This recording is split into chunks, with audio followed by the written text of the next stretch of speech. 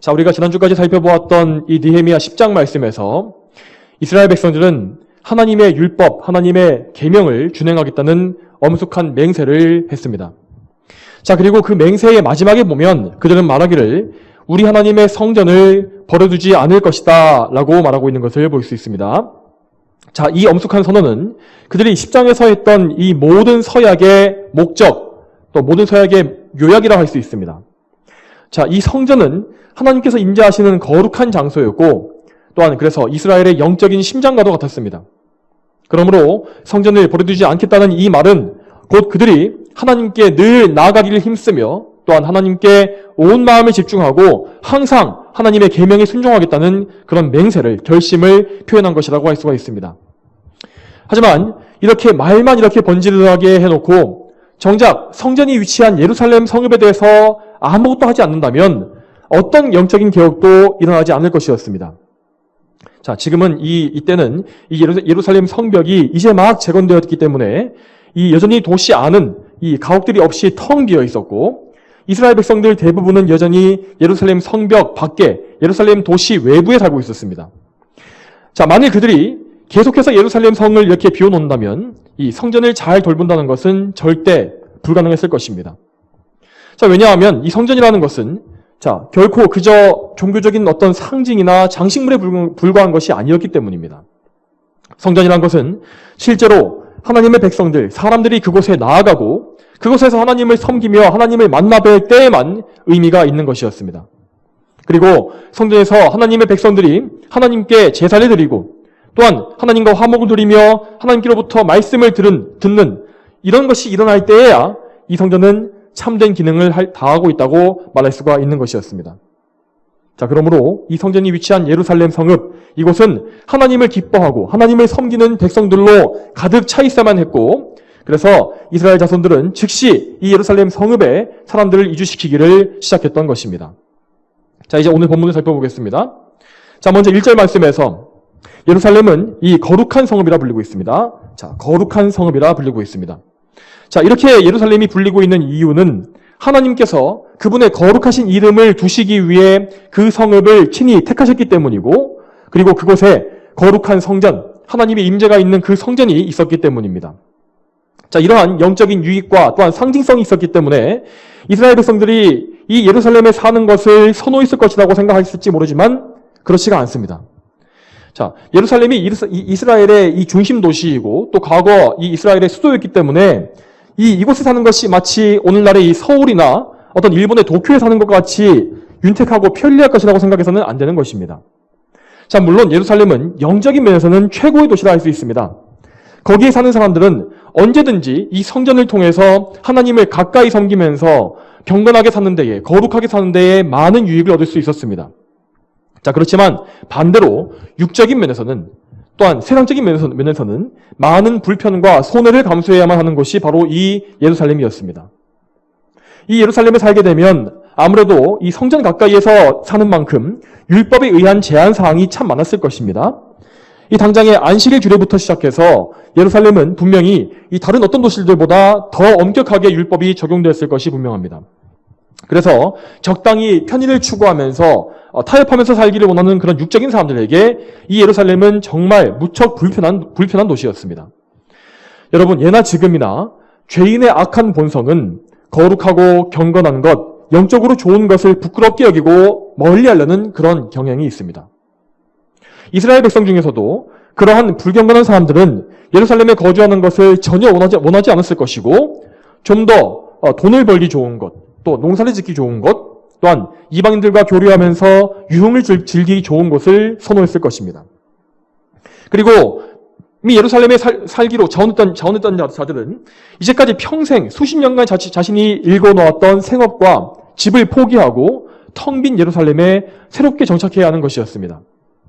특히 그들 중에서 가난한 백성들, 정말 아무것도 가진 것이 없는 자들은 그들의 경우에는 자신의 유일한 재산인 논밭을 다 버려두고 예루살렘에 들어가는 이것이 생계와 그들의 생존에 정말 큰 위협이 됐을 것이 분명합니다.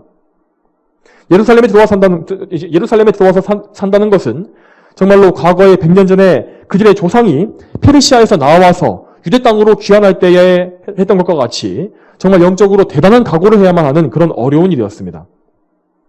여러분, 그리고 이 예루살렘에 거주하는 어려움은 이뿐만이 아니었습니다.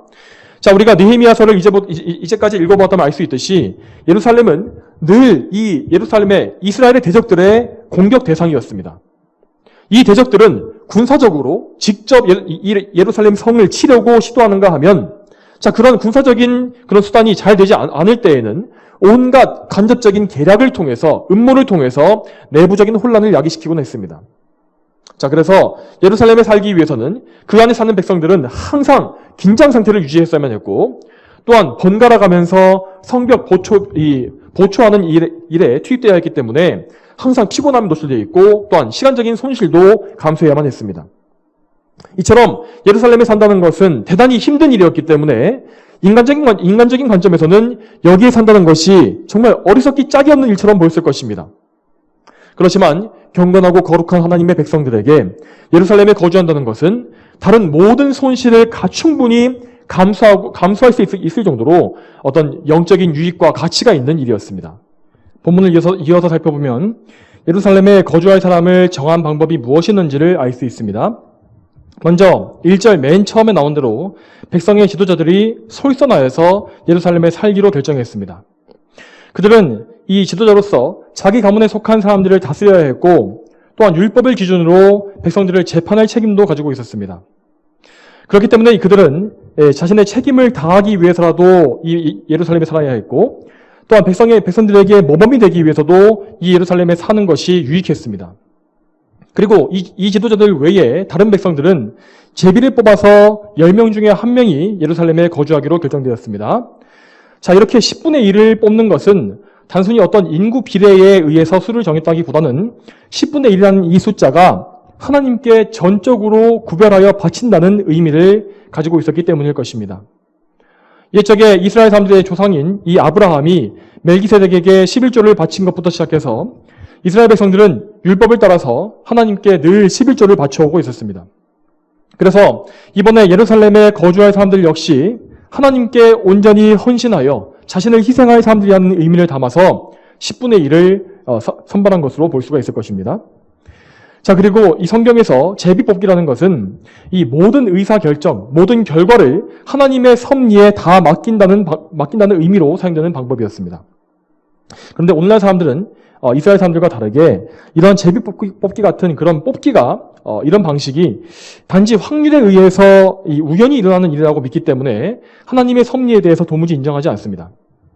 그렇지만 당시 이스라엘 백성들은 이 세상의 모든 일이 하나님의 섭리 안에 있다고 믿었기 때문에 우연히 일어나는 일이란 없다는 것을, 그런 믿음을 굳게 가지고 있었습니다.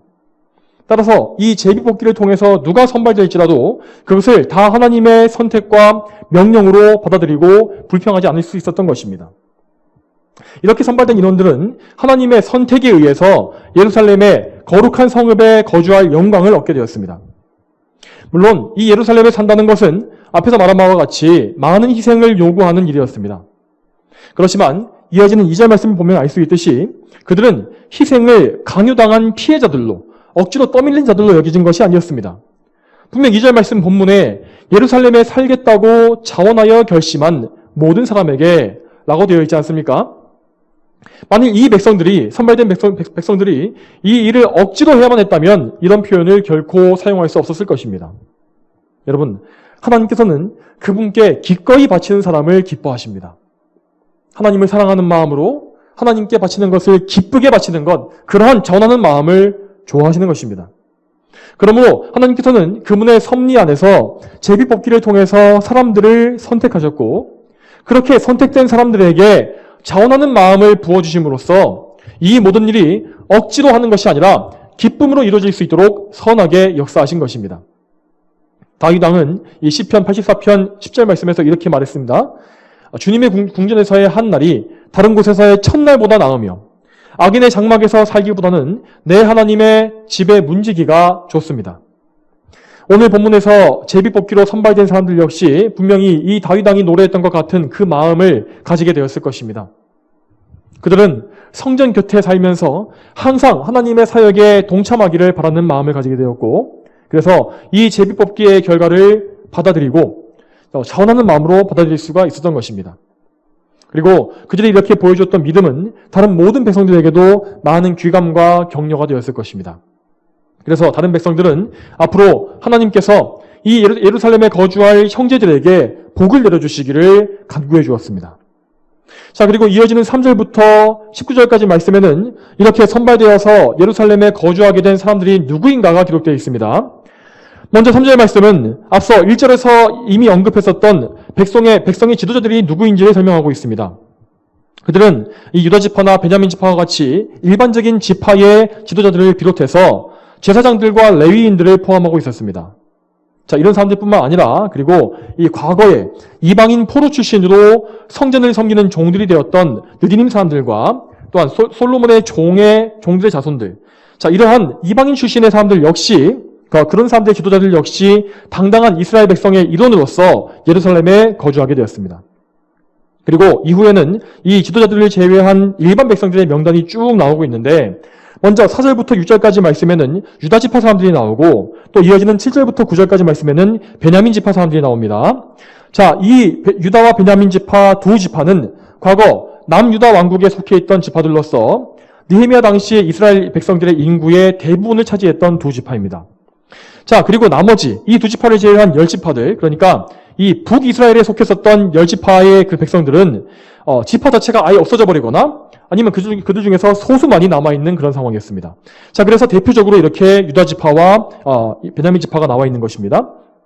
먼저 유다 지파를 보게 되면 자, 유다가 과거에 그의 며느리 다말에게서 낳은 쌍둥이 중에 베레스의 자손들이 주요 인물로 언급되는 것을 볼 수 있습니다.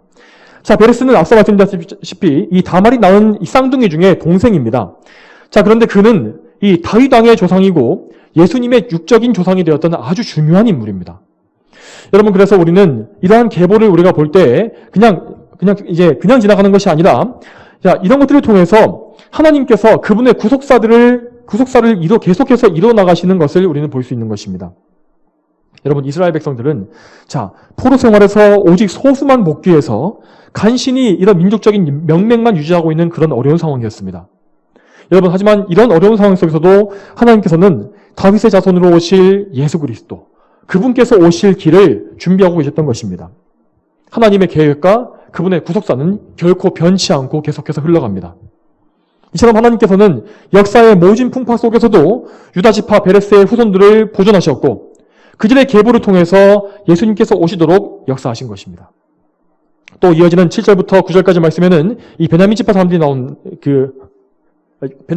나오는데 자, 이 베냐민 지파는 자, 이스라엘 왕국이 남북으로 갈라질 때, 그러니까 르호보암 시대에 남북으로 갈라질 때에 다윗 왕의 가문인 유다 지파와 함께하기로 결정함으로써 남유다에 남았던 자, 유일한 지파였습니다. 자, 그렇게 남유다에 남아서 다윗 왕과 함께한 덕에 베냐민 지파는 이렇게 명맥을 유지할 수가 있었고, 자, 오히려 그 수가 번성해서 유다 지파보다 더 많은 수인 928명이 예루살렘에 거주하게 된 것을 볼 수 있습니다. 자, 이렇게 살아남은 베냐민 지파에서 나중에 하나님의 위대한 일꾼인 바울 사도가 배출되기도 하지 않았습니까? 자, 그리고 10절부터 14절까지 말씀에는 이 제사장들의 명단이 나오고 15절부터 18절까지에는 레위인들의 명단이 나옵니다. 자, 이 제사장들과 레위인들은 모두 다 이 성전의 사역을 맡은 사역자들이었기 때문에 예루살렘 성 안에 사는 것이 너무나 당연했습니다.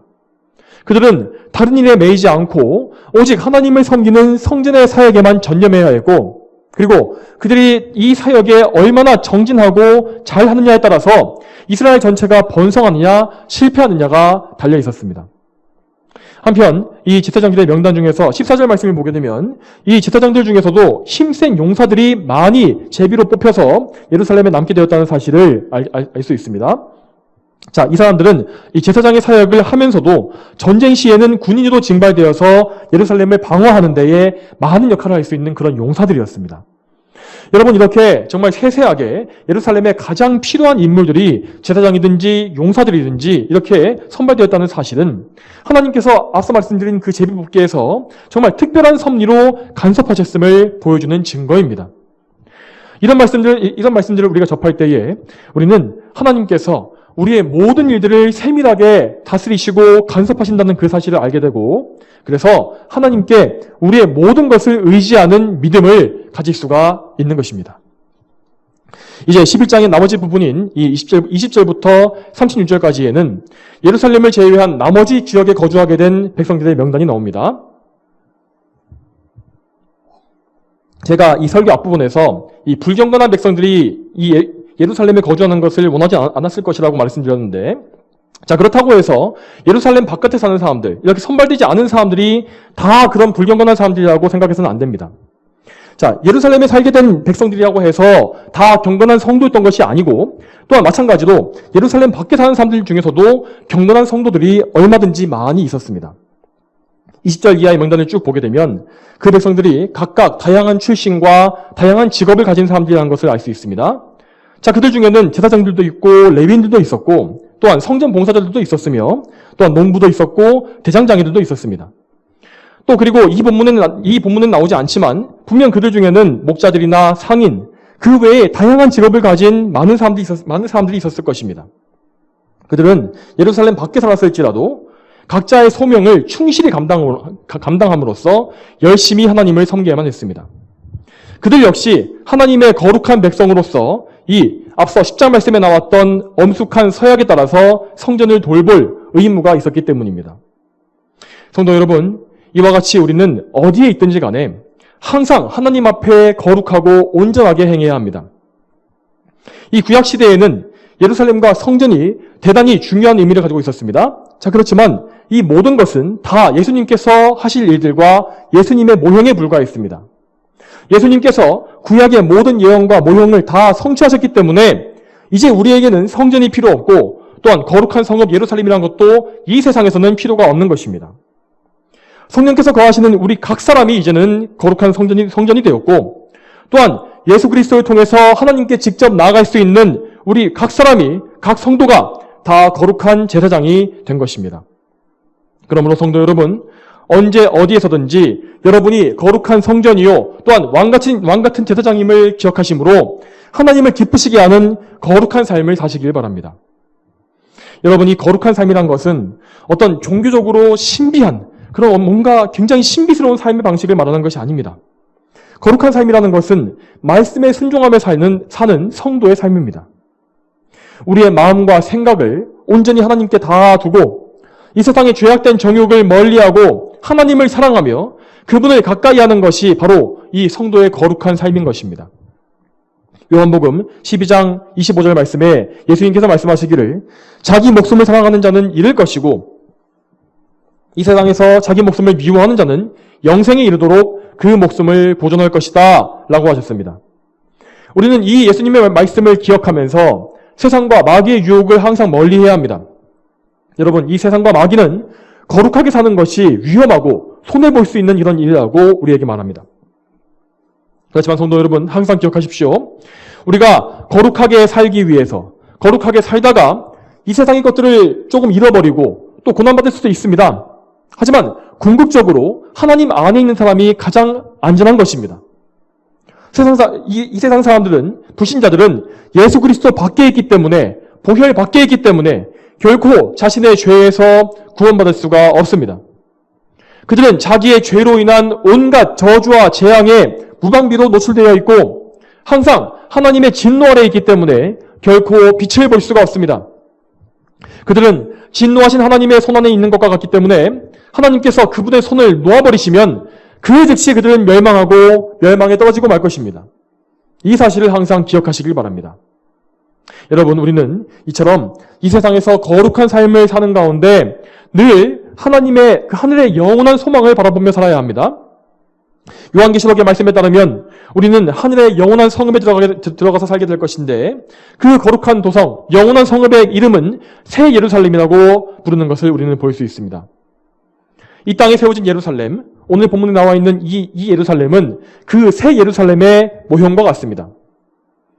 여러분, 이 예루살렘이라는 성의 이름은 평화의 터전이라는 뜻을 갖고 있다고 합니다.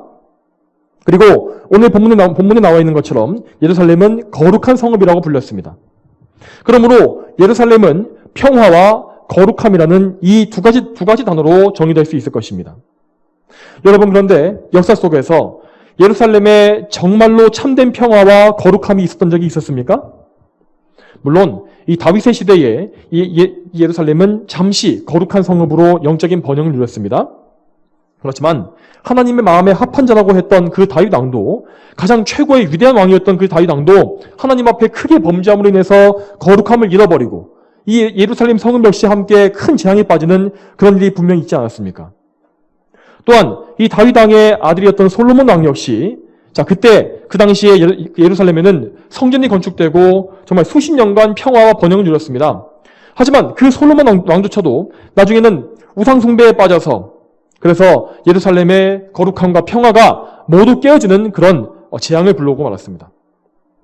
여러분, 이스라엘의 이 최전성기였던 다윗과 솔로몬 왕의 시대가 이러했다면 그 이후 왕들의 시대는 어떠했겠습니까? 두말할 필요가 없습니다. 물론 좋은 왕이 있었던 시대가 있었습니다. 하지만 예루살렘 안에 사는 사람들은 너무나 자주 우상에 빠지고 거룩함과는 거리가 먼 삶을 너무나 자주 살았습니다. 그리고 그 결과로 예루살렘은 정말 자주 적들의 공격을 받았고 전쟁의 화마에 휩싸였습니다. 평화가 다 깨어졌습니다. 예루살렘은 나중에 히스기야 시대에 아시리아 제국의 공격에서는 살아남았습니다. 하지만 결국에는 바빌로니아에게 점령당해서 처참하게 무너지고 말았습니다. 오늘 본문에서 우리가 보았던 이 이스라엘 백성들도 텅 빈 이스라엘 이 성 안을 다시 재건하고 황폐해진 땅을 다시 경작하기 위해서 고군분투했을 것입니다. 그들은 이렇게 많은 고생을 하면서 눈물과 땀으로 예루살렘을 재건하고 다시 그 거룩함을 회복하기 위해 힘썼습니다. 하지만 그 성읍의 거룩함은 오래가지 못했습니다. 이 오늘 본문의 시점에서, 이 느헤미야 11장의 시점에서 불과 10여 년이 지난 이 느헤미야 13장을 보게 되면 백성들은 또다시 예전의 죄로 또 똑같이 돌아가는 것을 볼 수 있습니다. 그 이후로도 이스라엘은 결코 예전의 찬란한 왕국을 회복하지 못했고 신구약 중간 시대에 400년 동안 크고 작은 강대국들에게 점령당하고 지배당하면서 계속해서 고난과 환난을 당했습니다. 이렇게 이 땅의 예루살렘, 이 땅에 세워진 성읍 예루살렘에는 그 이름에 걸맞는 평화나 온전한 거룩함이 존재하지 않았습니다. 여러분, 그리고 이러한 불완전한 것들, 이렇게 평화가 깨어지고 거룩함이 없는 것은 신약의 교회에 있는 우리에게도 똑같이 나타나고 있는 증상입니다. 여러분, 성령으로 거듭난 성도라 할지라도 여전히 우리 역시 아담에게서 물려받은 타락한 본성이 있기 때문에 죄의 영향을 우리는 그대로 다 받고 있지 않습니까? 거룩을 추구하는 마음이 없어져 버리고 세상을 향해서 눈을 돌릴 때가 우리에게도 분명히 있습니다. 그런 상태에 빠지게 되면 정말 우리가 방금 전까지 영적인 평화를 누리고 있었을지라도 그 평화가 정말 한순간에 다 없어져 버린 것 같은 허무한 마음이 들기도 합니다. 여러분, 하나님께서는 이러한 우리의 연약함을 아시기 때문에 우리를 바른 길로 이끌어 주실 여러 가지 방법을 사용하십니다. 하나님은 때때로 우리가 죄 짓는 것을 허용하시고 그래서 그 죄의 대가로 고난을 주시기도 합니다. 여러분, 그런데 이런 일들이 반복될수록 우리는 점점 더 죄 짓는 것을 무서워하게 되고 죄를 미워하게 되고 또한 하나님과 누리는 화평과 거룩함이 깨어지는 것을 무서워하며 하나님을 사랑하게 됩니다. 또한 하나님께서는 때때로 이 죄악 많은 세상, 정말 참으로 죄악이 관영한 이 세상 속에서도 우리에게 놀라운 평화와 기쁨을 맛보시게 해주실 때가 있습니다. 우리는 예수 그리스도의 보혈로 죄에서 자유를 얻었으며 그분의 희생제사를 통해서 하나님과 화목을 누리고 있지 않습니까? 여러분, 우리가 예수님 안에서 누릴 수 있는 이 평화와 기쁨은 정말로 이 세상 사람들은 결코 알 수 없는 놀라운 것입니다. 여러분, 우리는 이 하나님과의 즐거운 교제, 내밀한 교제를 누릴 때에 이 평화를 맛보게 됩니다. 그리고 그럴 때마다 우리는 정말로 하나님과 영원히 거하고 싶은 이 즐거움을 영원히 완전하게 풍성히 누리고 싶은 그런 열망을 가지게 됩니다. 여러분, 그렇지만 우리가 이 육신의 장막, 이 불완전한 육신의 장막에 거하는 이상 우리는 이 놀라운 평화를 완전히 누릴 수가 없습니다. 이 세상에서는 완전한 성화도 없고 완전한 평화 역시 존재하지 않는 것입니다. 여러분, 그러므로 우리는 항상 저 하늘에 있는 새 예루살렘 성에 들어갈 날을 바라보며 고대해야 하는 것입니다. 요한계시록 21장 말씀을 보게 되면 지금 존재하는 이 세상, 이 하늘과 땅과 옛 세상이 다 없어져 버리고 새 하늘과 새 땅이 나타날 것이 예언되어 있습니다. 그리고 그 계시록 21장 2절 말씀은 이렇게 말씀합니다. 또 내가 거룩한 성, 새 예루살렘이 하나님께로부터 하늘에서 내려오는 것을 보니 신부가 남편을 위하여 단장한 것 같았다. 이렇게 새 예루살렘이 나타난 뒤에 보좌에 앉으신 하나님께서 큰 음성으로 선포하십니다. 보아라, 하나님의 장막이 사람들과 함께 있고 그분께서 그들과 함께 계실 것이다. 그들은 하나님의 백성이 되고 하나님께서는 친히 그들과 함께 계실 것이니 그들의 하나님이 되실 것이다. 하나님께서 그들의 눈에서 모든 눈물을 닦아주실 것이며 다시는 죽음이 없고 우는 것이나 아픈 것이 더 이상 있지 않을 것이니 이는 처음 것들이 지나갔기 때문이다. 여러분, 이 말씀이 바로 장차 우리가 들어가게 될 저 새 예루살렘 성에 대한 복된 예언입니다. 이 세상에서 우리가 모형으로만 가질 수 있었던 것들, 그리고 이 세상에서 오직 그저 맛만 볼 수 있었던 모든 영광스러운 것들을 저 새 예루살렘에서는 완전한 것으로 받게 될 것입니다. 또한 여러분, 저 새 예루살렘 복된 성에서는 우리의 모든 영적인 전투도 다 끝나게 될 것입니다. 우리는 그곳에서 우리가 들고 있었던 검과 방패를 내려놓고 또한 이 땅에서 항상 갖추어 입었어야만 했던 하나님의 전신갑주, 이건 역시 벗어버리게 될 것입니다.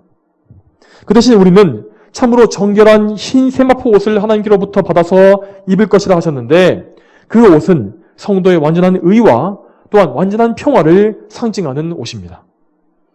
성도 여러분, 이 복되고 즐거운 날이 반드시 올 것을 여러분은 믿으십니까?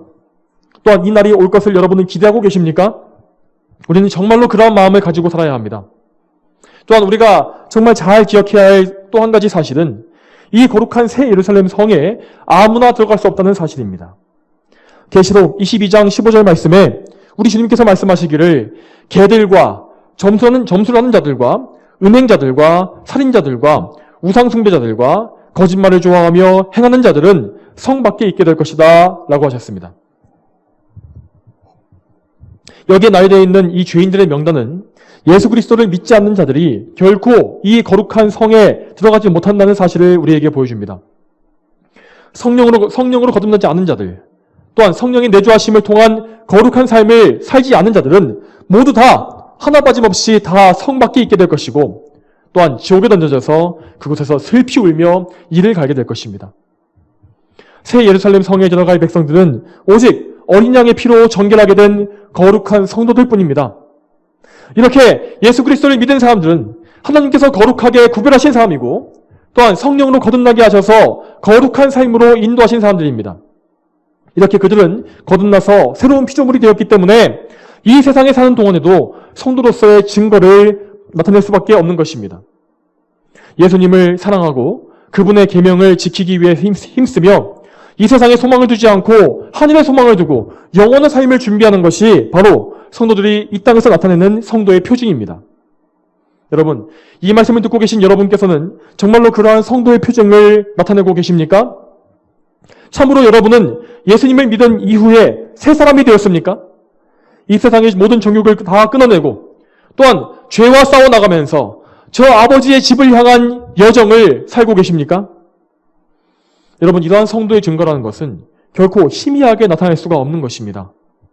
이러한 증거는 너무나 명확하기 때문에 일단 우리 자신 스스로가 확실하게 인지할 수 있는 것이고 또한 우리를 제외한 모든 이 세상 사람들에게도 다 드러날 수밖에 없는 명백한 증거입니다. 그러므로 여러분의 현재 신앙생활이 뭔가 애매모호하고 안개 속에 있는 것 같이 희미하고 불명확하다면 여러분의 영적인 상태를 확실하게 점검하셔야만 합니다. 여러분의 믿음이 지금 어느 기초 위에 있는지, 어떤 기초 위에 있는지를 확실히 하시기 바랍니다. 만일 여러분의 믿음이 반석이신 예수 그리스도, 우리의 믿음의 기초이신 예수 그리스도 위에 든든히 서 있지 못한다면 여러분은 지금 결코 참된 믿음을 가지고 있는 것이 아닙니다. 우리의 유일한 구원자이신 예수 그리스도를 바라보시길 바랍니다. 또한 예수님께서 성육신하시고 죽으시고 부활하심으로써 이루신 그 대속을 믿으시기 바랍니다. 또한 우리를 정결하게 하시는 예수님의 보혈과 그분이 이루신 완전한 의에 의지하시기 바랍니다. 이러한 참된 믿음이 없다면 그 어떤 사람도 참된 구원을 얻을 수가 없으며 장차 오게 될 저 새 예루살렘에 입성할 수도 없는 것입니다. 오늘 들으신 이 말씀을 잘 기억하시고 굳게 믿으시기 바랍니다. 그렇게 하심으로써 여러분 모두가, 저와 여러분 모두가 항상 거룩한 삶을 살면서 저 영원한 천국을 향해 가는 믿음을 다 가지게 되기를 소망합니다. 다 함께 기도하시겠습니다. 거룩하신 아버지 하나님, 오늘도 이 부족한 설교자를 통하여서 느헤미야 11장의 말씀을 또 선포하게 하시니 감사합니다. 하나님 아버지, 우리가 21장에 나와 있는 많은 말씀들을 또 보았습니다. 이 말씀 속에서 우리는 하나님의 구속사가 정말 계속해서 흘러가는 것을 보았으며, 하나님께서 또한 그분의 거룩한 백성을 친히 택하시고 그분의 성 안에 불러 모으심으로 말미암아 하나님을 섬기게 하시는 것을 우리가 보았습니다. 하지만 하나님, 이 세상에서는 제 아무리 거룩한 정말 성읍 예루살렘이라 할지라도, 또한 제 아무리 거룩한 주님의 교회라 할지라도 항상 흠이 있고 점이 있고 거룩하지 못한 것과 또한 하나님과의 평화를 깨는 나쁜 죄들이 있음을 우리는 고백할 수밖에 없습니다. 하나님 아버지, 우리가 장차 오게 될 저 새 예루살렘, 하나님의 성읍을 언제나 바라보며 고대하기를 원합니다. 그곳에서는 정말 하나님 앞에 저희가 아무 죄도 없을 것이고, 정말 그곳에서는 우리가 정말 우는 것이나 슬픈 것이나 아픈 것이나 죽는 것이나 그 어떤 나쁜 것이 없이 우리가 완전한 기쁨과 완전한 사랑을 가지고 하나님을 섬기게 될 줄 믿습니다. 주여, 언제나 저희가 이 영적인 소망, 영원한 소망을 가질 수 있도록 도와주시며, 이 소망을 가지고 살아갈 때에 이 세상의 모든 정욕과 이 세상의 모든 악한 것들을 다 저버리고 오직 하나님만을 섬기며 하나님을 기쁘시게 하기를 힘쓰는 그런 거룩한 성도의 삶을 다 살 수 있도록 주여 인도하여 주시옵소서. 감사드리며 예수님의 이름으로 기도 올립니다. 아멘.